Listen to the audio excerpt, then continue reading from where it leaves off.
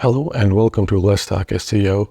So Google just announced their reviews update, something that I had previously said would be released sometime this week.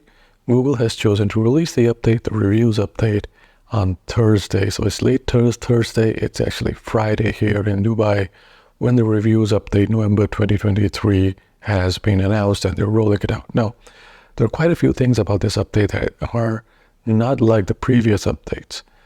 Probably the most important one being that Google is not going to announce these updates moving forward. So this is the last update that Google has announced, and moving forward, Google is not going to announce any future reviews updates. So it's going to be in real time, which is a little problematic, but I think it's going to be okay. I think all major updates that Google wanted to make, or all major changes that Google wanted to make so far to the reviews update, has already been made. And so moving forward, these changes are going to be minor because Google doesn't think that they could add more to it, but Google always reserves the right to change this. So, maybe a year from now, Google might say we need another major reviews update, and they may name it something else, but it will be a reviews update, or it may be part of a cumulative update, which will be rolled in with the core update, or maybe even the spam update. So that's something that's left to be seen. For now, Google says we will not announce any new reviews update, and all updates to the reviews algorithm will be made in real time.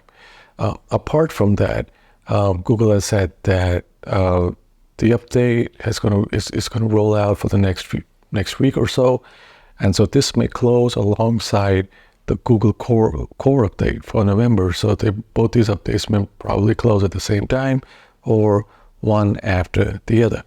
Now, in my opinion, this is going to be probably the biggest reviews update we have seen this year, and even though it might be large, it's not going to cause a great deal of problems for many websites that are not engaging in spammy tactics. So mainly, traditionally, Google's reviews updates has focused on it being customer-centric, so user-centric. And so a person that's on your website, what behavior they exhibit on your website, if they find your content useful. Because if you remember the DOJ documents, if you remember, I made a video about that. They said, in the documents, they said that we're looking at user engagement on sites and in SERPs.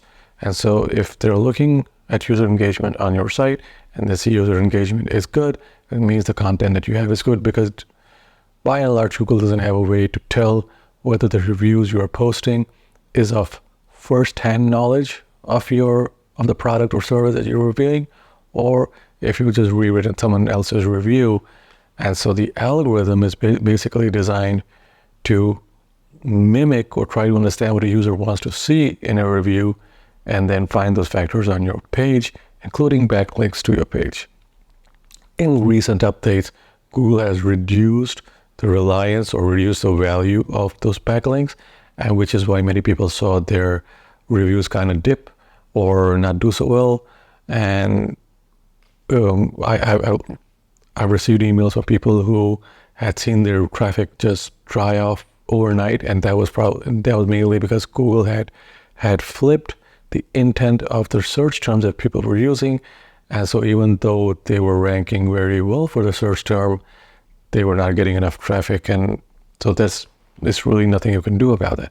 In this update, what I think we're going to see is we might see that Google emphasizes more on the internal links to make sure that the content that's been published is by an expert in the industry, and also that they have other content that's related to the main review.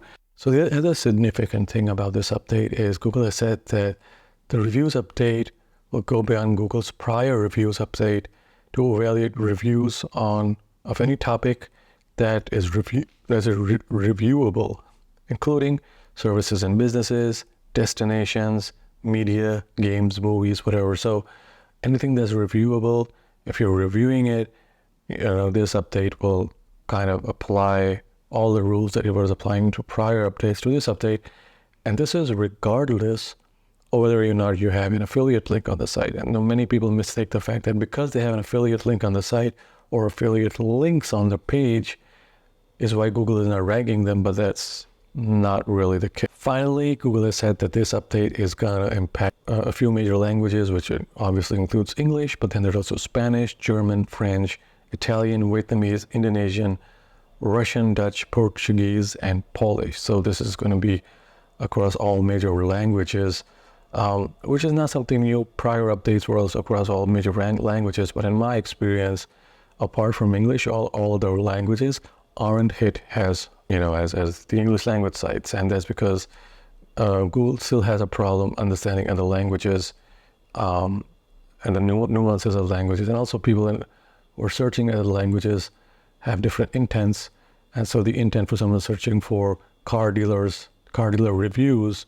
is going to be slightly different from someone who searches for the same thing in a different language.